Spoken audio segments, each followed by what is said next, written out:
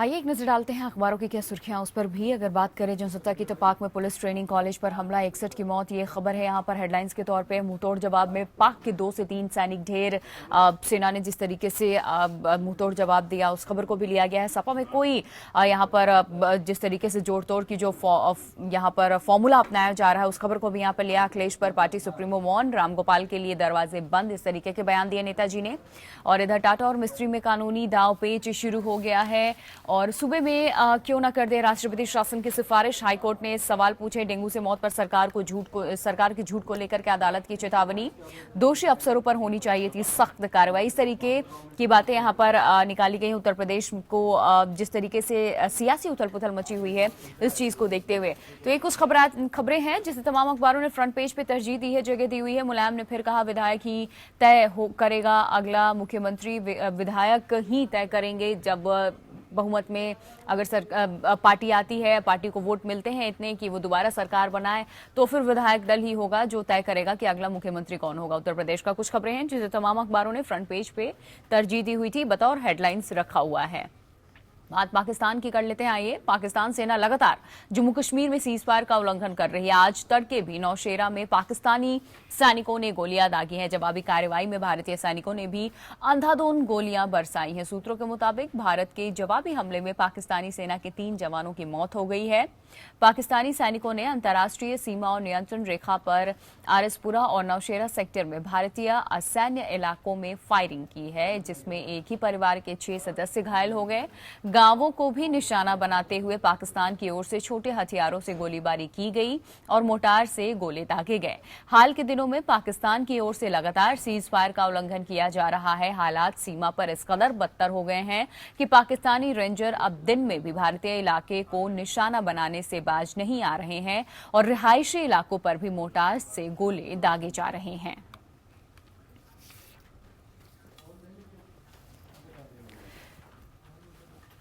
और इस बीच हमारे साथ स्टूडियो से सीनियर जर्नलिस्ट शरद शर्मा जी जुड़ चुके हैं। बहुत बहुत स्वागत है सर आपका, गुड मॉर्निंग। और जिस तरीके से अभी मैंने खबरें पढ़ी, सुना आपने, पहले पाकिस्तान जो था अंधेरे में, रात के अंधेरे में उधर से मोर्टार्स दागे जाते थे, सीज फायर का उल्लंघन किया जाता था, लाइन ऑफ कंट्रोल पे भी जिस तरीके के से वो फायरिंग करते थे। लेकिन अब दिन के उजाले में भी इनकी हिम्मत इतनी दिनों दिन बढ़ती चली जा रही है, और वो भी तब जब भारत ने मुंहतोड़ इसका जवाब देना शुरू किया है। नहीं देखिए, ये आर्मी के लिए, वहाँ की आर्मी पे बहुत प्रेशर है इस टाइम की जवाब देने का। तो हो सकता है ये वो एक टैक्टिक्स है। और आरएसपुरा जो सेक्टर है, मैं तो बॉर्डर में गया हुआ हूँ। आरएसपुरा क्या है, बिल्कुल प्लेन बॉर्डर है। और उस दिक्कत क्या है कि आरएसपुरा के उस तरफ जो पाकिस्तान का है, तो वहाँ ज़्यादा आबादी नहीं है, हमारे यहाँ ज़्यादा आबादी है। तो शायद ये एक वो उनका टारगेट है कि सॉफ्ट टारगेट जो विलेजर्स हैं उनको टारगेट किया जाए। क्योंकि लेकिन हमारे वैसे मेरे ख्याल से लगता है कि जो गाँव खाली करा लिए गए हैं काफ़ी हद तक। और नहीं, दिन में इस तरीके की हरकत ये करके क्या क्या दिखाना चाहते हैं? अब भारत की तरफ से तो हमेशा मुंहतोड़ जवाब मिल रहा है। रात के अंधेरे में भी अगर ये कोशिश करते हैं, सीमा पार से कोशिश की जाती है घुसपैठ की, तो उसको भी हमारे जवान। नहीं, ये एक आर्मी स्ट्रेटेजी होती है कि कवरिंग फायर दिया जाता है कई बार घुसाने के लिए, घुसपैठियों को घुसाने के लिए कवरिंग फायर होता है। और वो उसमें बकायदा गोलेबारी आपस में होती है। और काउंटर इंडिया भी काउंटर अटैक कर रहा है, और वहाँ डैमेज ज़्यादा हुआ है एक्चुअली। वहाँ के जो लोकल मीडिया में बताया जा रहा है कि बहुत ज़्यादा डैमेज हुआ पाकिस्तान में भी जी। तो ये एक्चुअली आर्मी की बौखलाहट है कि उसको रिप्लाई करना है, और रिप्लाई करने के लिए कोई एक प्लेटफॉर्म मिल नहीं पा रहा है। अच्छा, उनको टक्कर पूरी अब इस बार पूरी मिल रही है। पहले ऐसा नहीं था, कि पहले थोड़ा सा आर्मी रेस्ट्रेंट करती थी, लेकिन इस टाइम आर्मी को फ्री हैंड दिया है गवर्नमेंट ऑफ इंडिया ने। तो शायद उसका ये वो है कि बदला लेने के लिए भी एक स्ट्रेटेजी चल रही है, क्योंकि उनके यहाँ कैजुअलिटी ज़्यादा हुई हैं। इनफैक्ट रेंजर्स 3-4 दिन पहले 7 रेंजर्स मार दिए गए थे इनके, पाकिस्तान के। जी, तो शायद वो एक वो काउंटर बदला लेने के लिए भी है। और दूसरा एक स्ट्रेटेजी है कि घुसपैठियों को कवरिंग फायर के थ्रू अंदर घुसाया जाए। तो 2 से 3 पाक रेंजर्स को फिर जवाबी कार्रवाई में हमारे सैनिकों ने ध्वस्त कर दिया है, मार गिराया है। लेकिन पाकिस्तान बाज नहीं आ रहा। सर्जिकल स्ट्राइक को लेकर के भी अभी तक चर्चा बनी हुई है, और उस चीज की क्या बौखलाहट यहाँ पर महसूस की जा सकती है पाकिस्तान की तरफ से, जिस तरीके की हरकतें अब लगातार हो रही हैं? ये तो फैक्ट है कि पाकिस्तान इस टाइम पॉलिटिकल टर्मोइल में है। ये उनके नेताओं के बयानबाजी से लग रहा है। और कहीं ना कहीं मुझे तो अंदेशा है कि कहीं ये तख्ता पलट की तैयारी ना हो। अच्छा। क्योंकि जिस तरह से नवाज शरीफ एकदम साइलेंट हैं और आर्मी अपना एक्ट कर रही है और बाकी जो अपोजिशन लीडर्स हैं वो बोल रहे हैं, नवाज शरीफ को लेकर के बयान भी दिया है कि ये हाँ, मुल्क के लिए घातक हो सकते हैं। तो ये एक स्ट्रेटेजी भी हो सकती है कि धीरे धीरे एक तख्ता पलट के लिए या दोबारा से पाकिस्तान में मतलब सरकार को आपदस्त करके और आप चुनाव कराया जाए, या तख्ता पलट करके आर्मी टेक ओवर कर ले, फिर उसके बाद वही जो पाकिस्तान में हमेशा से खेल चलता है कि 1.5 साल बाद दोबारा चुनाव हो। और ये सारी चीज़ें चल रही हैं और आप देखिए मीडिया को तो सेंसर कर ही दिया उन्होंने। बिल्कुल। चलिए, तो अपनी झूठ को छुपाने के लिए हर तरीके की ये कोशिश कर रहे हैं, लेकिन उसमें भी सफलता इन्हें नहीं मिल रही है। इनका झूठ जो है सबके सामने आ रहा है, ये बेनकाब हो रहे हैं सबके सामने। बिल्कुल शरद जी, बने रहिए आप हमारे साथ। इधर पीओके में भारत की सर्जिकल स्ट्राइक को लेकर पाकिस्तान के अंदर तक बौखलाहट उतरी है, जैसा कि अभी हम जिक्र भी कर रहे थे, और इसकी एक बानगी मिली है पूर्व क्रिकेटर और तहरीक-ए-इंसाफ पार्टी के प्रमुख इमरान खान के बयान से। इमरान ने भारत पर पाकिस्तान को तोड़ने का आरोप लगाया है। इमरान का कहना है कि भारत में एक नए सिद्धांत का जन्म हुआ जिसका लक्ष्य भारत को तोड़ना है, क्योंकि भारत पाकिस्तान को सेना के जरिए नहीं हरा सकता। इमरान के इस बयान को लेकर बलूचिस्तान में बार बार होने वाले पाक विरोधी आंदोलन से जोड़कर इसको देखा जा रहा है, जिसमें आंदोलनकारियों के निशाने पर पाक सरकार है। इमरान खान ने पाकिस्तान के प्रधानमंत्री नवाज शरीफ को भी देश के लिए सुरक्षा के लिए खतरा बताया। उन्होंने कहा कि बलूचिस्तान के मुद्दे को नवाज जिस तरीके से विश्व मंच पर उठाने से बच रहे हैं, उससे कई सवाल उठ सकते हैं। इमरान खान के बयान को सुना आपने शरद जी, किस तरीके की बातें उन्होंने कही है, इसको आप किस एंगल से लेना चाहेंगे, कैसे परिभाषित करना चाहेंगे इन बातों को? उन्होंने बताया कि जिस तरीके से नवाज शरीफ विश्व स्तरीय मंच पे बलूचिस्तान का मुद्दा नहीं उठाते, उससे हटते रहते हैं, और इधर कश्मीर का मुद्दा बार बार लेकर के आते हैं।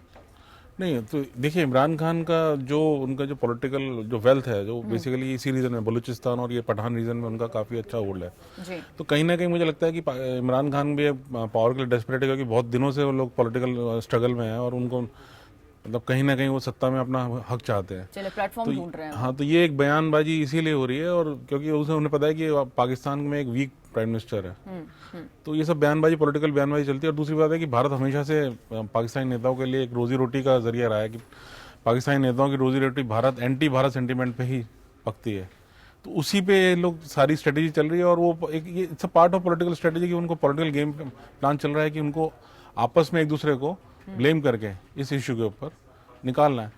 तो मुझे लगता है कि ये सब तो बयानबाजी अभी तक चलेगी काफी, और अभी और ज्यादा होगी। इसका कितना असर पड़ेगा भारत और पाकिस्तान की जनता पे, अगर हम बात करें तो? क्योंकि जनता के मन में भी ये सवाल खड़े हो रहा है कि जब भारत लगातार पहले तो दोस्ती की बात करते हैं, प्रधानमंत्री नरेंद्र मोदी का एकदम से नवाज शरीफ के नवासी की शादी में पहुंच जाना, मुलाकात करना, उधर से भी प्रधानमंत्री की मोदी के लिए साड़ी भेजी जाती है, आम भेजे जाते हैं, इस तरीके की दोस्ताना याराना देखने को मिलता है। और अब नौबत ऐसी आ गई इस साल के सर्जिकल स्ट्राइक तक की नौबत आ गई भारत की तरफ से, ये भी किया गया। नहीं, तो देखिए जनता तो भारत में, हम अगर विशेषतः भारत की बात करें तो जनता तो अब पूरी तरह से सरकार के फेवर में, कि सरकार ने जो भी किया ठीक किया। अब पाकिस्तान में जनता का क्या है कि पाकिस्तान में मुझे लगता है कि एक पाकिस्तान हमेशा से अब जनता तक शायद सच भी नहीं पहुंच पाता होगा। सच नहीं पहुंच पा रहा। दूसरा एक फेल्ड स्टेट तो है पाकिस्तान, क्योंकि अब देखिए परसों जो टेररिस्ट अटैक हुआ, कल जो टेररिस्ट हुआ जिसमें 60 लोग मारे गए हैं, तो कहीं ना कहीं जनता के मन में ये तो है कि रिजीम पूरा फेल हो चुका है।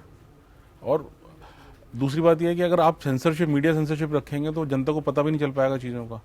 जनता का मतलब पाकिस्तान में ये है कि पंजाब और आपका जो सिंध है, जो वहाँ के जो क्योंकि पॉलिटिकल डोमिनेंस पंजाब और सिंध के लोगों की रही है वहाँ पे, तो उनको लगता है कि यहाँ सब ठीक है, बाकी सब जगह तो जो भी अपील चल रहा है उन्हें पता ही नहीं इन चीज़ों का। तो जनता तो हमेशा से वही करती है जो सरकार उनको दिखाती है। तो और मुझे लगता है कि पाकिस्तान की जनता अब जो नेक्स्ट जनरेशन है, पार्टीशन के बाद जो जनरेशन है, हम लोगों की जनरेशन है, जिन्होंने वो पार्टीशन का वो नहीं देखा है और वो देखा है, तो अब उनके लिए लगता है कि उनके लिए डेवलपमेंट इंपॉर्टेंट है।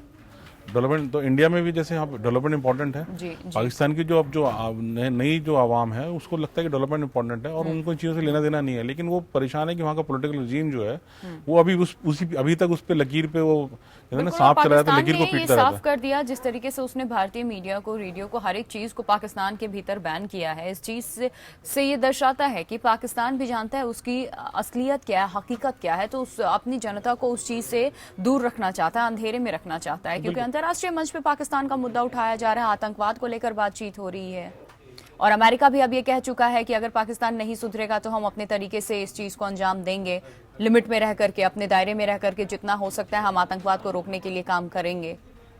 नहीं देखिए, अमेरिका ने तो एक्चुअली, अमेरिका की तो बात वही है कि जो आप बोओगे वो तो काटना ही पड़ेगा। अमेरिका ने शुरू किया था सारा कुछ, अब अमेरिका ही करना पड़ेगा, क्योंकि अब उनको दिक्कत आने लगी है।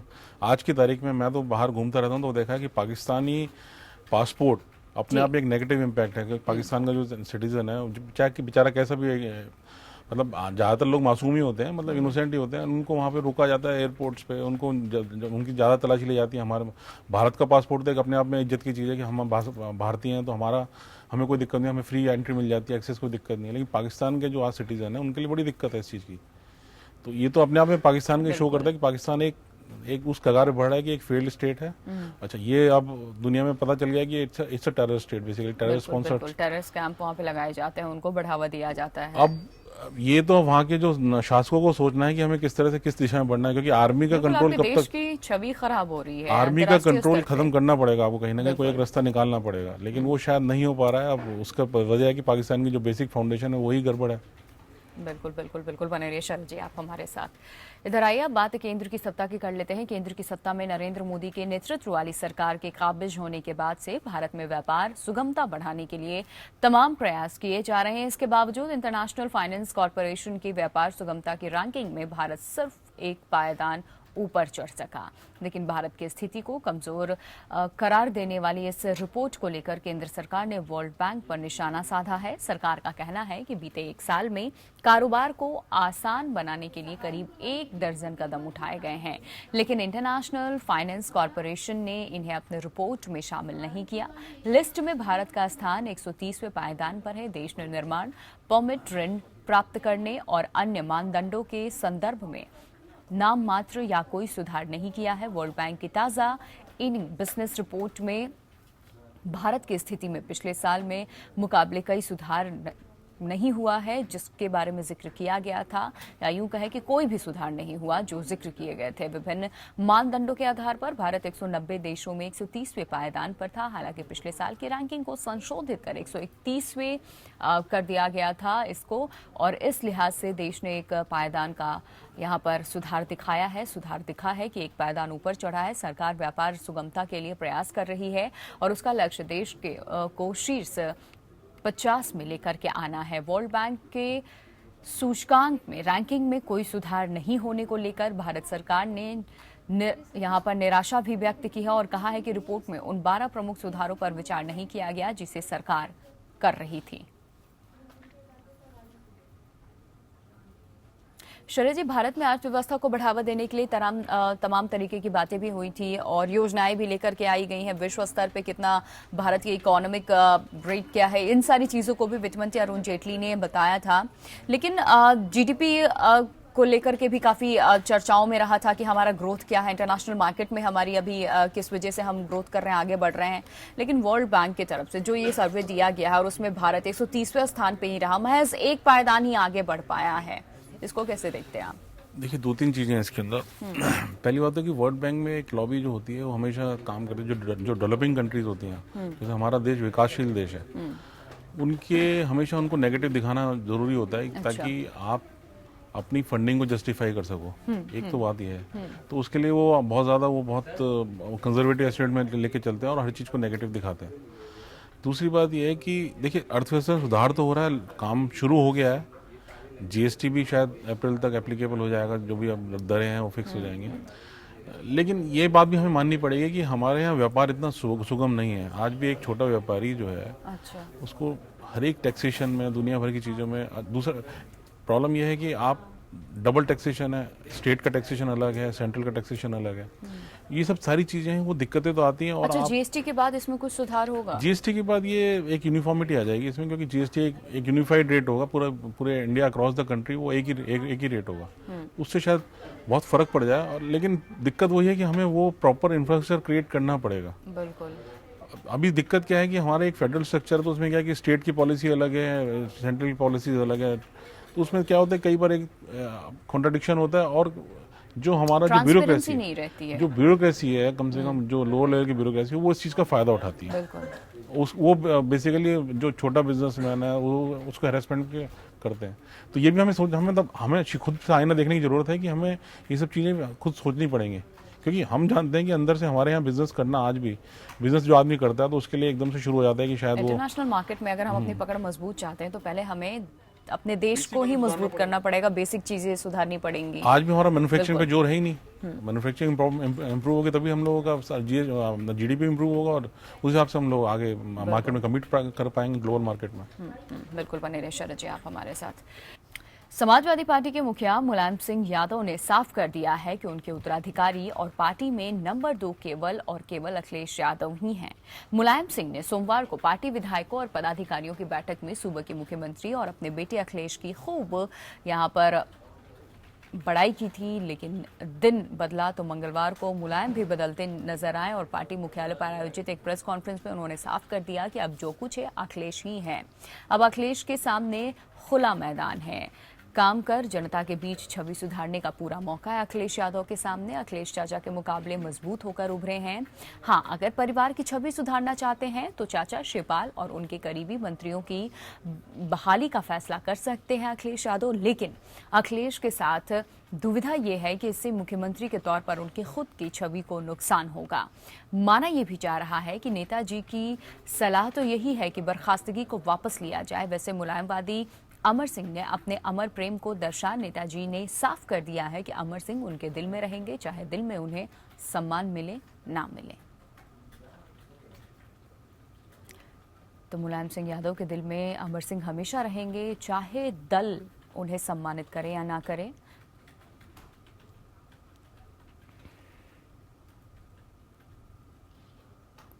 समाजवादी पार्टी में मचे घमासान के बीच अखिलेश यादव के समर्थक उनके घर पर जमा हैं। इस बीच अखिलेश यादव ने एक टीवी चैनल के साथ बातचीत में कहा कि वो अभी चुनावों पर फोकस कर रहे हैं। अखिलेश ने कहा कि मैं जल्द ही चुनाव की तैयारियां शुरू करूंगा।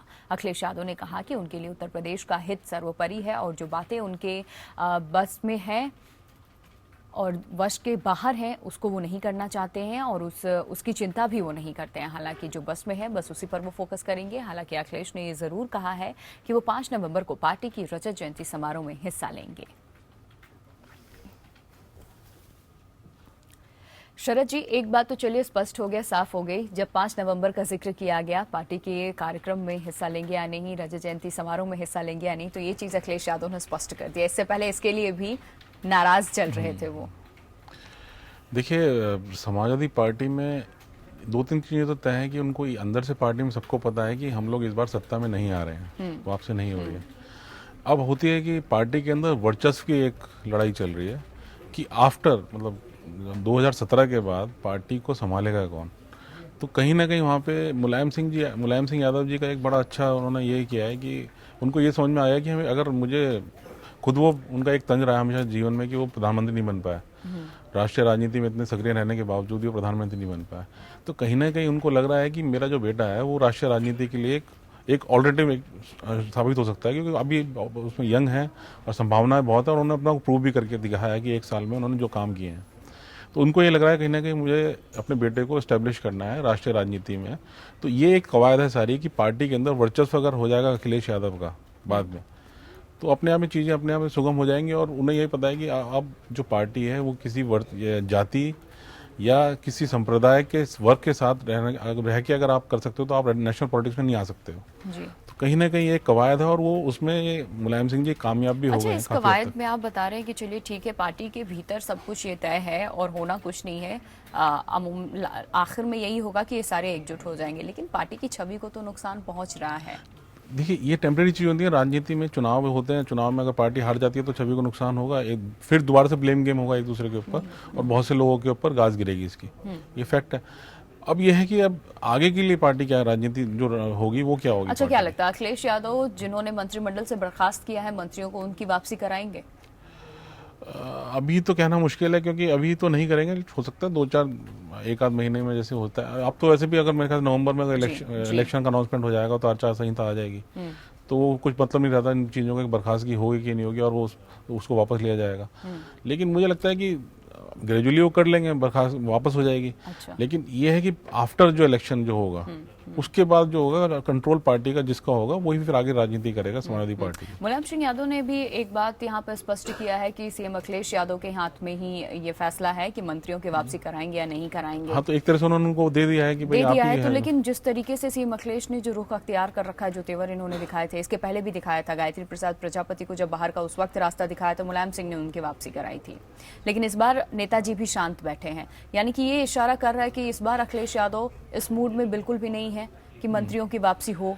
इनफैक्ट अखिलेश यादव, मुझे लगता है नहीं, मुलायम सिंह क्या शिवपाल यादव को भी पता है कि अगर हम हमारे पास चेहरा है तो अखिलेश यादव ही है, अगर चुनाव लड़ना है और एक बहुत रिस्पेक्टेबल स्थिति में आना, तब भी अखिलेश यादव ही इंपॉर्टेंट है इनके लिए। तो अभी सब कुछ चीज़ें अभी बिल्कुल सामान्य दिखाई जाएंगी ताकि चुनाव लड़ा जाए और चुनाव के बाद जो स्थिति होगी उसके हिसाब से काम होगा। तो इस वक्त चुनाव, मेन फोकस इनका चुनाव पे ही है। इनके पास है अखिलेश यादव चेहरा है भाई। ये तो अंदर से शिवपाल यादव जी को पता है कि भाई मैं चेहरा नहीं बन सकता मुख्यमंत्री का। बिल्कुल। इसलिए और नेताजी से जब पूछा गया उन्होंने कह दिया कि मैं तो पहले ही 3 बार बन चुका हूं, अब मैं सोचता भी नहीं। नेताजी को तो अभी प्रधानमंत्री बनने का है, और लेकिन अब वो तो अब पता नहीं, अब राजनीति वैसे कुछ भी कह सकते हो, कुछ भी हो सकता है, लेकिन ये है कि उनका तो अब एम्बिशन यही है कि प्रधानमंत्री बनूं मैं। जी चलिए ठीक है। खुर्रम हमारे सहयोगी जुड़ चुके हैं लखनऊ से, सीधा उनका रुख कर लेते हैं। खुर्रम, अभी बातें हो रही थी शरद जी के साथ किस तरीके से उत्तर प्रदेश की राजनीति को लेकर के, आपसे जानना चाहेंगे, आप वहां पे मौजूद हैं, हर एक नए दिन के साथ एक नया मोड़ ले रही है ये कहानी। जिस तरीके से सपा समाजवादी पार्टी की अगर हम बात करें तो एक नया विवाद एक नए दिन के साथ जुड़ता रह रहा है। 5 नवंबर को लेकर के हालांकि रजत जयंती समारोह में हिस्सा लेंगे सीएम अखिलेश यादव, इसको लेकर के तो बातें स्पष्ट हो गई हैं, लेकिन क्या बर्खास्त मंत्रियों की वापसी होगी?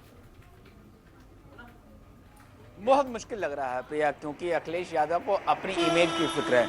उनका ये कहना है कि अगर वो बर्खास्त मंत्री को वापस ले लेते हैं तो फिर उनकी किरकिरी बहुत होगी। लोग कहेंगे कि इतना बखेड़े के बाद भी आपको थूक के चाटना पड़ा, तो उम्मीद बहुत कम लग रही है। और मुलायम ने भी कहा है कि चुनाव लड़िए, हमारी सरकार बनी तो सभी मंत्री बनेंगे। मतलब इंडिकेशन साफ है कि अखिलेश अब तय करेंगे इस बात को कि जो बर्खास्त मंत्री वो दोबारा मंत्री बनेंगे कि नहीं बनेंगे। और 1.5 से 2 महीना बचा है, और ये मुलायम ने भी कहा था कि 2 महीने के लिए मैं क्या मुख्यमंत्री बनूं, तो मुझे मुख्यमंत्री बनना नहीं है, ये उन्होंने कहा था। तो 2 महीने के लिए मंत्री बनना और पार्टी को 2017 में चुनाव की दहलीज पर खड़ा करना, 2 बातें हैं जिसको चुनना पड़ेगा। जो बर्खास्त मंत्री उन सभी को चुनना पड़ेगा कि क्या वो चाहते हैं कि 2017 में दोबारा पार्टी सत्ता में आए, या फिर अभी 1.5 से 2 महीने के लिए वो दोबारा मंत्री बने। तो ये बात है, तो साफ है कि मुश्किल बहुत है, कोई उम्मीद फिलहाल दिख नहीं रही कि जो बर्खास्त मंत्री हो दोबारा मंत्री बनेंगे। और नेताजी से भी जब इस बारे में सवाल किया गया तो उन्होंने भी कह दिया कि यह अधिकार तो सीएम को ही है और उन्हीं पे छोड़ता हूं कि वो क्या करेंगे और क्या नहीं। तो ये दर्शाता है कि सीएम अखिलेश यादव इस बार ऐसा रुख अख्तियार कर रखा है उन्होंने कि इस बार मंत्रियों की वापसी नहीं होगी जिनको पार्टी से बाहर का जिनको बाहर का रास्ता दिखाया गया है मंत्रिमंडल से। जी बिल्कुल, देखिए आप गौर करिए तो जो संबोधन हो रहा था एक दिन पहले, जहां मुलायम, शिवपाल थे, अखिलेश थे, सब ही बोल रहे थे, ऑडियो सबने सुनी थी। उसमें अखिलेश ने साफ तौर पे कहा था, जो मुख्यमंत्री उन्होंने साफ तौर पे कहा था कि बहुत से फैसले रहते, राजकिशोर को बर्खास्त करने का फैसला मुलायम का था, गायत्री को वापस लेने का फैसला मुलायम का था, ये उन्होंने साफ कहा। तो यानी कि अब सबको दिखा रहा है कि नहीं, फैसले देखिए अखिलेश यादव ले रहे हैं, क्योंकि इलेक्शन आ चुका है। जो 4.5 मुख्यमंत्री की जो थ्योरी है उसको भी खत्म करना है। तो ये कोशिश उस बात की भी हो रही है किसी तरह 4.5 मुख्यमंत्री की थ्योरी खत्म हो जाए। लेकिन असामान्य बातें हो रही है समाजवादी पार्टी में, कोई साथ खड़ा दिख नहीं रहा है। हालांकि दिखा सब रहे हैं, भले एक गाड़ी में सफर कर रहे हो चाचा भतीजा शिवपाल अखिलेश, लेकिन बीच में कुछ ठीक नहीं चला। जिस तरह से माइक छीना गया हाथ से, मुख्यमंत्री को साफ बताता है कि समाजवादी पार्टी के अंदर एक्चुअली चल क्या रहा है, वो उसका द्योतक था। वो एक आईना दिखाया है समाजवादी पार्टी को कि आपके अंदर क्या चल रहा है, जो उस दिन पूरा देखा, सबने देखा, पूरी दुनिया ने देखा। लेकिन जो असल मसला है वो बाद में शुरू होगा, क्योंकि 5 तारीख को रजत जयंती समारोह है।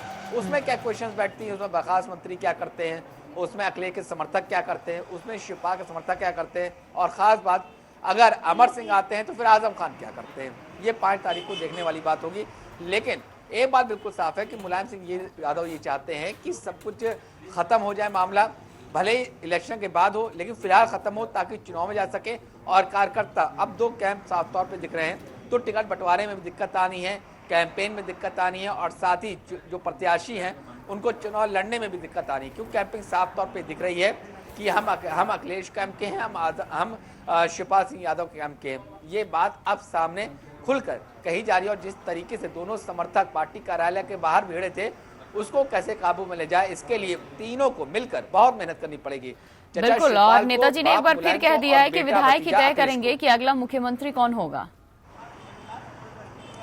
देखिए प्रिया, ये तो प्रोसीजर होता है, देखिए ये तो हमेशा तय होता है। जैसे बहुजन समाज पार्टी में मायावती को मुख्यमंत्री बनना होता है, लेकिन प्रोसीजरल होता है कि नहीं बैठे, विधायक मंडल दल की बैठक होगी, उसके बाद तो नहीं हमारे नेता कौन है। उसी तरीके से जब समाजवादी पार्टी सत्ता में आएगी तो फिर विधानमंडल दल की बैठक होगी, बाकायदा प्रस्ताव पारित किया जाएगा। वो सब एक जो फॉर्मेलिटी होती है वो मुलायम सिंह यादव ने बताई, तो कोई कहने वाली बात नहीं, सबको पता है कि जब नई सरकार बनती है तो मुख्यमंत्री भले ही वही हो, लेकिन विधानमंडल दल की बैठक होती है, औपचारिकताएं, कुछ कागज का पेट भरना होता है, कुछ फाइलें बनानी पड़ती, वो महज भर है, तय पहले ही होता है कि कौन मुख्यमंत्री बनेगा, लेकिन जो खाना पूर्ति होती, जो औपचारिकताएं होती, वो तो आपको पूरी करनी ही पड़ेगी। बिल्कुल बिल्कुल खुर्रम, बहुत बहुत शुक्रिया आपका तमाम जानकारी देने के लिए इस खबर पे, साथ ही साथ शरद जी आपका भी बहुत बहुत शुक्रिया तमाम खबरों पे चर्चा में शामिल होने के लिए। जेएनयू यूनिवर्सिटी के हॉस्टल में मंगलवार को पूर्वोत्तर के एक छात्र का शव बरामद हुआ है और इसकी पहचान जेआर फिलेमॉन राजा के तौर पर हुई है, जो पिछले 3 दिन से लापता बताया जा रहा था। पुलिस ने बताया कि मृतक छात्र मणिपुर का रहने वाला था। वो जेएनयू में वेस्ट एशिया सब्जेक्ट में पीएचडी कर रहा था। मंगलवार देर रात हॉस्टल में कमरा नंबर 171 में रहता था और इसी कमरे से उसका शव मिला है। खबरों के मुताबिक छात्र के कमरे से शराब की बोतलें मिली हैं। शुरुआती जांच में शराब के ज्यादा सेवन से मौत की आशंका जताई जा रही है। पुलिस ने शव को कब्जे में लेकर पोस्टमार्टम के लिए भेज दिया है और जांच शुरू कर दी है।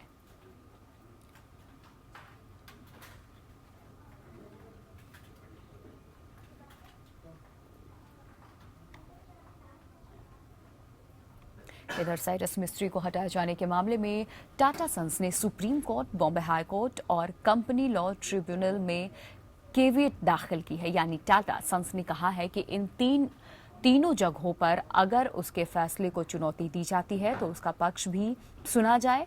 टाटा सन्स ने इधर साइरस मिस्त्री को सोमवार को हटाने का फैसला किया था और इससे पहले शाहपुरजी और पालोनजी ग्रुप ने टाटा सन्स के फैसले को अवैध बताते हुए बॉम्बे हाई कोर्ट में चुनौती दी।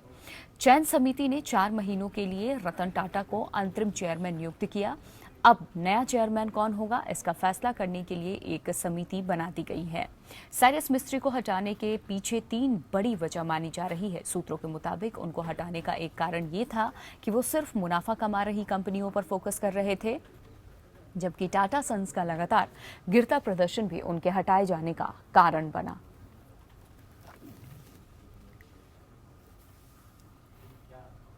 और इस खबर पे और ज्यादा जानकारी के साथ हमारी सहयोगी मुंबई जुड़ रही स्वीटी से, आइए सीधा उनका रुख कर लेते हैं ज्यादा डिटेल्स के लिए।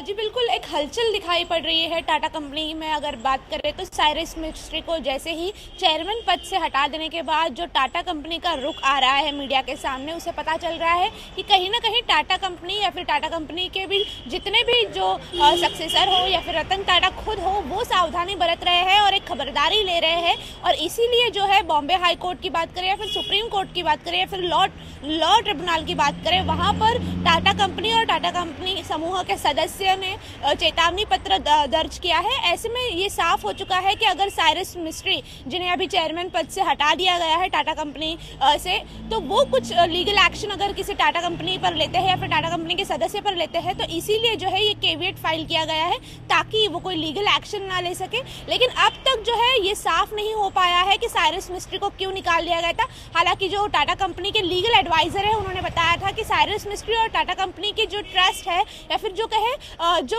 एथिक्स है, वो लॉ है, वो उनमें सामंजस्य नहीं था, उसमें मतभेद आ गए थे और इसीलिए जो है कंपनी ने लॉन्ग टर्म गुडविल के लिए, जो कंपनी की गुडविल के लिए ये कदम उठाया है। हालांकि एक हलचल दिखाई पड़ रही है। वही साइरस मिस्त्री की तरफ से अभी भी कोई या कहे मीडिया के सामने कोई एक्सप्लेनेशन नहीं आया है कि क्या कुछ कदम वो उठाने वाले हैं। हालांकि टाटा वाली बात होगी क्या कुछ फैसला निकाल करके आता है सामने। बहुत बहुत शुक्रिया आपका स्वीटी, तमाम जानकारी देने के लिए इस खबर पर।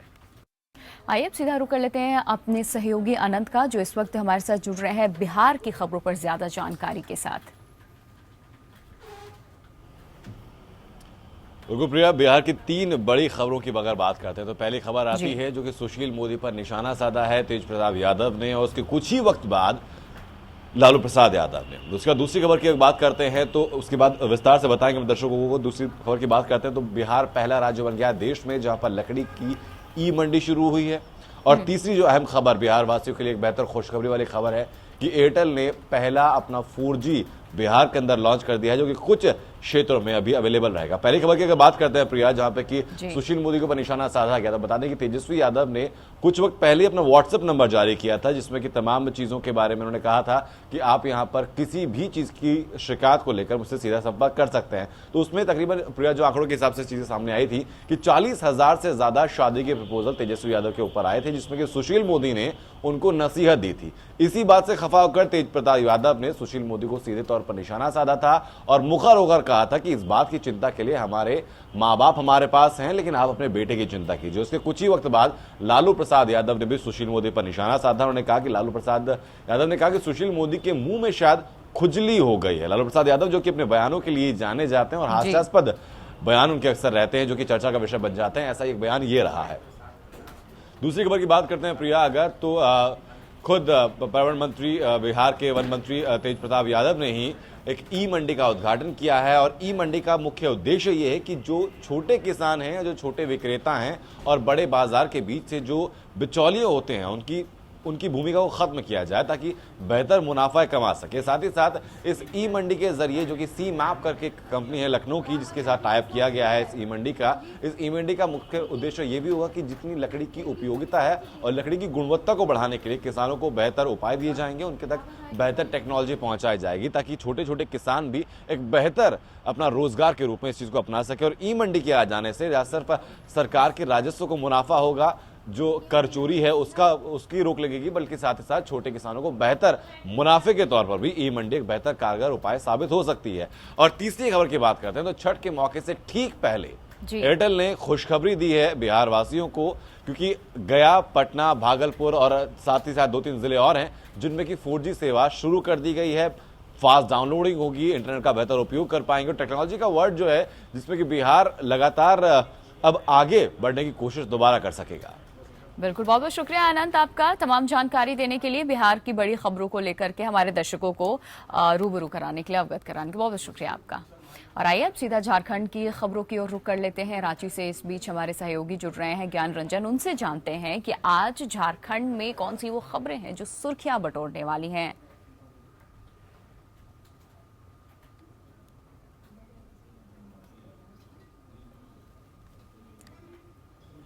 जी, झारखंड की खबरों की बात की जाए तो आज रांची के अंतर्राष्ट्रीय ग्राउंड में स्टेडियम में भारत और न्यूजीलैंड के बीच चौथा एक दिवसीय मैच होने जा रहा है। इस मैच को लेकर दोनों ही टीम ने मंगलवार को जमकर स्टेडियम परिसर में पसीना बहाया है और अपने पक्ष में करने के लिए उन्होंने खूब प्रैक्टिस की है। यदि बात करें तो 40,000 का स्ट्रेंथ है स्टेडियम का और लगभग जो जानकारी मिल रही है सभी टिकट लगभग बिक चुके हैं। ऐसे में ये काफी रोमांचकारी मैच होने जा रहा है क्योंकि धोनी का ग्राउंड है, भारतीय क्रिकेट टीम के कप्तान महेंद्र सिंह धोनी का ये होम ग्राउंड है और यहाँ के लोगों को मैच का खासा इंतजार रहता है। तो आज जो मैच होने जा रहा है इसको लेकर भी लोगों में काफी उत्साह है और मैच को लेकर जो पहले से अनुमान लगाया जा रहा है कि काफी भीड़ होगी और इसको लेकर सुरक्षा के भी पुख्ता इंतजाम किए गए हैं। लगभग 2000 पुलिस बल को सुरक्षा व्यवस्था में लगाया गया है इस मैच के दौरान। और मुख्यमंत्री रघुवर दास खुद पुरस्कार वितरण करेंगे। जब मैच समाप्त होगा तो मुख्यमंत्री रघुवर दास जाकर वहां पर पुरस्कार वितरण करेंगे। ये जानकारी देना भी मुलाजिम है कि इससे पहले भारत 2-1 से आगे चल रहा है 5 अंतर्राष्ट्रीय एक दिवसीय मैच को में और आज चौथा मैच है। अगर आज भारत यहां पर जीत दर्ज करती है तो इसके बाद ये पूरी तरह से कहा जा सकता है ये सीरीज जो है वो भारत के कब्जे में होगा। यदि दूसरी खबर की बात करें तो रक्षा मंत्री मनोहर पर्रिकर का आज झारखंड, एक दिवसीय झारखंड दौरा है, रांची वो आएंगे। डिफेंस डिप्लोमेसी पर आयोजित एक कार्यक्रम को वो संबोधित करेंगे। लगभग 4 बजे के करीब उनके आने की सूचना है। वो आएंगे, डिफेंस डिप्लोमेसी पर आयोजित कार्यक्रम को संबोधित करेंगे और उसके बाद आज ही वो वापस लौट जाएंगे। और इस कार्यक्रम में राज्यसभा सांसद MJ अकबर के अलावा मुख्यमंत्री रघुवर दास, पूर्व मुख्यमंत्री अर्जुन मुंडा और विधानसभा अध्यक्ष डॉक्टर दिनेश उरांव भी शामिल करेंगे। इसके अलावा श्रीलंका, अफगानिस्तान और अमेरिका के पूर्व राजदूत भी इस कार्यक्रम में शामिल होंगे। तीसरी बड़ी खबर की बात की जाए तो लगातार 40 दिनों से हड़ताल पर चल रहे पारा शिक्षकों ने अपनी मांग को मनवाने के लिए आज एक नायाब तरीका शुरू करने जा रहा है। आज वो जयपाल सिंह स्टेडियम से भिक्षाटन करेंगे। आपको ये जानकारी दे दूं कि अब मंगलवार को पारा शिक्षकों ने न्याय मार्च निकाला था और राजभवन पर जाकर राज्यपाल से भी गुहार लगाई थी कि उनकी मांगों को सरकार माने। हालांकि सरकार ने 25 अक्टूबर तक का यानी मंगलवार तक का ही अल्टीमेटम उन लोगों को दे रखा था, लेकिन अब तक पारा शिक्षक अपने काम पर वापस नहीं लौटे हैं। और जो जानकारी मिल रही है, बिल्कुल बहुत शुक्रिया आपका ज्ञान रंजन, तमाम जानकारी देने के लिए। झारखंड की कौन कौन सी वो खबरें हैं जो आज पूरे दिन सुर्खियां बटोरने वाली हैं पूरे झारखंड में। प्रतिभा किसी की मोहताज नहीं होती। कभी कभार सामान्य से हालात में भी रह रहे इंसान के अंदर प्रतिभा इस कदर कूट कूट कर भरी होती है कि उसे देख आप भी दंग रह जाएंगे। ऐसा ही एक बच्चा मुश्किल हालात से जूझते हुए सड़कों पर मोर पंख बेचकर गुजारा करता है, लेकिन उसे देखने के बाद आप उस वक्त चौंक जाएंगे जब आपको मालूम होगा कि मासूम सा दिखने वाला बच्चा कई भाषाओं का इस्तेमाल जानता है। कई भाषाओं का ज्ञान है इस बच्चे को। बच्चे के इस हुनर की वजह से वो अपने अगल बगल वालों के लिए कौतूहल का विषय बना हुआ है। जरा आप भी देखिए। Italian, German, Arabic, Irani, Can you show me? Which language? French. Oh, c'est la M des ponts, c'est la 50 pieds, c'est joli. C'est la M des ponts, c'est la 1 euro, c'est joli, c'est la 50 pieds. 50 pieds, c'est la M des ponts. C'est joli, right? Okay, yeah. After Italian. Italian. Sta bello, paone, sono 50 rupiah uno, sta bonito paone. Bueno, bonito, barato, mira, te che sta uno paone, 50 rupiah. Sta bello. After German, Panfrieda, wunderbar. 50 rupiah, schön, schön, wunderbar. 50 rupiah, 1 euro. After Arabic, lala thaus kar di kupana chan, ada 50. Ada chan baga talat mia 50. After Irani, Maba kadi thaus 50 rupiah. Ada 30 panjo, ada panjo. After Russian, Maulin, 50 rupiah. Ada Ruski ras ka punargis. Ada 50 rupiah. Ada 30 ada Croatia 50 rupiah. After Japanese, kuja kuno mini na takai. Korewano goju rupine, korewano haku goju ne. Sayonara ne. How did you learn all this stuff? I are selling every tourist coming because every tourist coming here. Every country people coming because I are selling every little every language. 5-6 talking language every language because I selling. What about Arabic? Arabic, Baba thousand Arabic people here, so many coming, so many ranches and coming Arabic, Irani. Can you speak Arabic? Arabic, yeah, lala thaus kardi chan baba. Khamsin, ada talat mia khamsin, ada khamsin, ada mia khamsin, ada chan baba thaus. Ada khamsin. That's really good. तो ये वो हुनर है, ये वो कला है जिसकी वजह से ये सुर्खियों में है। वाकई दाद देनी पड़ेगी इस बच्चे की, इतनी कम उम्र में इतनी भाषाओं का ज्ञान रखता है ये छोटा सा बच्चा। आइए फटाफट एक नजर डाल लेते हैं सुपरफास्ट खबरों पर भी। केजरीवाल सरकार ने दिल्ली में शराब की सभी दुकानों का एक हफ्ते में इंस्पेक्शन कराने के आदेश दिए हैं। आज एक्साइज विभाग के अफसरों की एक मीटिंग दिल्ली सचिवालय में बुलाई गई। इस मीटिंग में शराब की दुकानों के पास खुले में पीने वालों पर सख्त कार्रवाई का प्लान किया जाएगा। मानव संसाधन विकास मंत्री प्रकाश जावड़ेकर की राज्य शिक्षा मंत्रियों और central advisory board of education के साथ कल हुई बैठक में सीबीएसई 10वीं बोर्ड अनिवार्य करने पर कोई फैसला नहीं लिया जा सका। अब इसके लिए एचआरडी अगले हफ्ते मीटिंग करेगा। मंगलवार को इस बैठक में 21 राज्यों के 28 मंत्री शामिल हुए। विजय गोयल और राजीव प्रताप रूडी भी मौजूद थे। कांग्रेस का हाथ छोड़ बीजेपी का दामन थामने वाली रीता बहुगुणा जोशी बीजेपी ज्वाइन करने के बाद आज पहली बार लखनऊ पहुंचेंगी। इस मौके पर लखनऊ बीजेपी दफ्तर में उनके स्वागत की जोरदार तैयारी की गई है। रक्षा मंत्री मनोहर पर्रिकर आज रांची के एक दिन के दौरे पर हैं, जहां वो सेंटर ऑफ पॉलिसी एनालिसिस द्वारा रक्षा मंत्रालय और Indian council of world affairs के साथ मिलकर आयोजित एक कार्यक्रम में भाग लेंगे। इस कार्यक्रम में सांसद एमजे अकबर, मुख्यमंत्री रघुवर दास, झारखंड विधानसभा अध्यक्ष डॉक्टर दिनेश, पूर्व मुख्यमंत्री अर्जुन मुंडा के अलावा श्रीलंका, अफगानिस्तान, अमेरिका के पूर्व राजदूत भी शामिल होंगे। इलाहाबाद हाईकोर्ट की लखनऊ बेंच ने डेंगू से मौत रोकने के लिए कारगर उपाय नहीं करने के लिए प्रदेश सरकार को जमकर फटकार लगाई। अफसरों ने गलत हलफनामे से खफा जस्टिस एपी शाही और जस्टिस डीके उपाध्याय की बेंच ने मुख्य सचिव राहुल भटनागर को 27 अक्टूबर को अदालत में तलब करते हुए यहां तक कह दिया कि वो बताएं कि ये संवैधानिक विफलता की स्थिति है तो क्यों न प्रदेश में राष्ट्रपति शासन लगा दिया जाए। मऊ जनपद के थाना मोहम्मदाबाद क्षेत्र में एक नाबालिग को अगवा कर 5 दिनों तक बंधक बनाकर गैंगरेप का मामला सामने आया। बड़ी मुश्किल से पीड़िता दबंगों के चंगुल से भाग आई और अपने परिजनों को आप बीती सुनाई।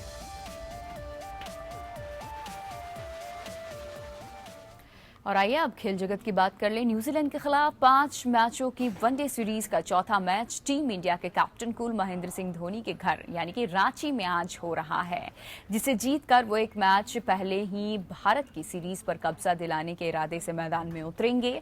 टीम इंडिया को सीरीज में 2-1 की बढ़त हासिल है। भारत ने धर्मशाला और मोहाली के मुकाबले में जीत दर्ज की, जबकि दिल्ली में उन्हें 6 रन से हार का सामना करना पड़ा था। अब तक तीनों मुकाबले 500 किमी की दूरी में ही हुए थे, जबकि चौथा वनडे मोहाली से करीब 1500 किलोमीटर दूर स्थित रांची में हो रहा है।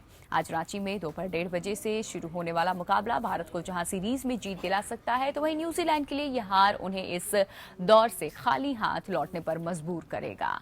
टेस्ट सीरीज में भी कीवियों को 0-3 से हार का सामना करना पड़ा था। रांची का मैदान और मोहाली का क्रिकेट की अगर हम बात करें इस माहौल की, तो वहां पर एक बेहतरीन एटमॉस्फेयर मिल रहा है।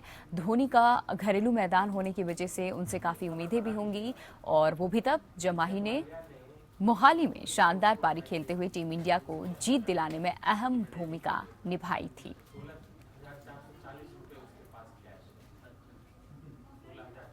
इसी के साथ एपीएन की खास पेशकश वेकअप जिंदगी में फिलहाल इतना ही। एक छोटा सा ब्रेक के उस पर खबरें लगातार जारी हैं। आप देखते रहिए एपीएन।